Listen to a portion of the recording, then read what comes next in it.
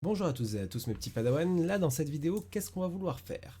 Euh, on va vouloir cibler une classe name, une classe. Donc du coup, on va rajouter une classe à nos deux P et on va essayer de cibler cette classe directement. Donc je vais sur mon P ici et je rajoute une classe. Hop, une classe est égale, on va lui mettre info para, parce que c'est l'info des paragraphes, j'ai pas d'idée. Voilà, et ici je vais choper ma classe info para et je vais l'appliquer aussi au second P qui est là. Voilà. Et hop, je vais juste mettre un petit espace là et on est bien. Voilà. Je vais retourner dans le navigateur, je vais rafraîchir ma page pour pouvoir voir que le P classe info para, P classe info para, les classes se sont bien ajoutées, hein, notre navigateur les prend bien en compte, là on est bien. Et maintenant, qu'est-ce qu'on va vouloir faire? Dans ma balise script, je vais vouloir créer un lien entre la classe et mon JavaScript. Donc comment on fait ça? Simplement, comme on a pu le faire avant à chaque fois. Je vais d'ailleurs les mettre en commentaire, ceux-là. Tac.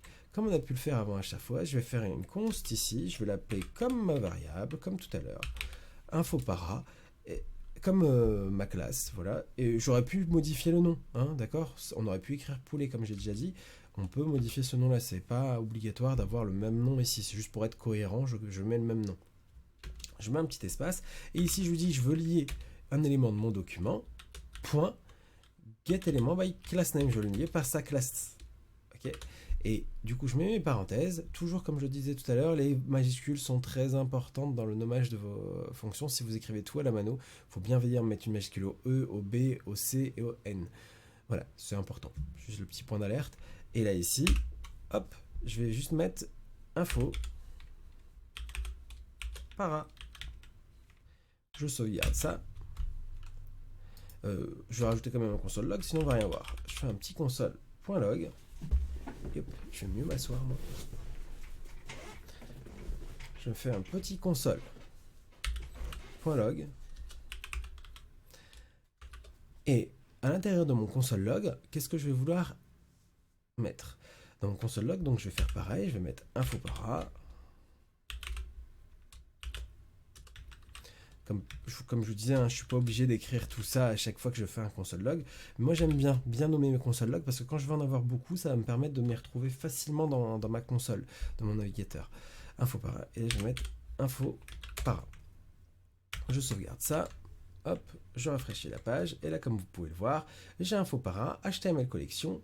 Et j'ai un tableau qui contient 2P et 2P.infopara. Donc du coup, vous pouvez voir que ma classe infopara est bien récupérée. C'est bien par cet élément qu'on récupère ça. Ok.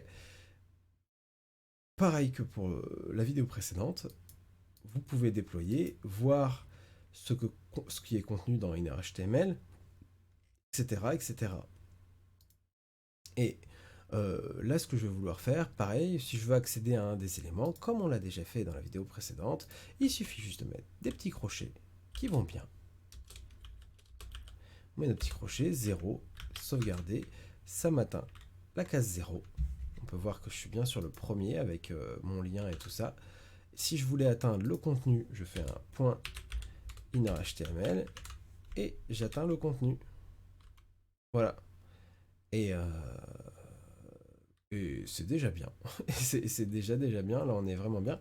Donc là, je vais vous laisser sur ça. On va reprendre, c'est une vidéo très courte, mais on va reprendre sur deux derniers petits points qui vont nous permettre de cibler aussi un élément bien précis. A tout de suite.